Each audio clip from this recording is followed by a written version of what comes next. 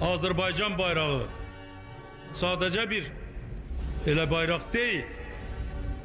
O bizim devletçiliğimizin, müstakilliğimizin ramzidir. Bugün Azərbaycan bayrağı Qarabağda dalgalanır. Bugün Azərbaycan bayrağı Zəngəzur dağlarında dalgalanır. Bizim bayrağımız bizim gurur mənbəyimizdir. Bizim bayrağımız bizim canımızdır, bizim yüreğimizdir.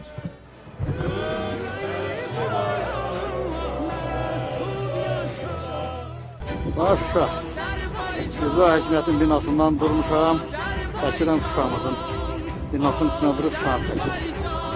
Nə gözəl Şuşa. Şuşadan azad etdik, şükür, şükür, şükür, Allahu Ekber, şükür. Şükür bu günümüze, şükür ilahi. İlahi, şükür, şükür bu günümüze.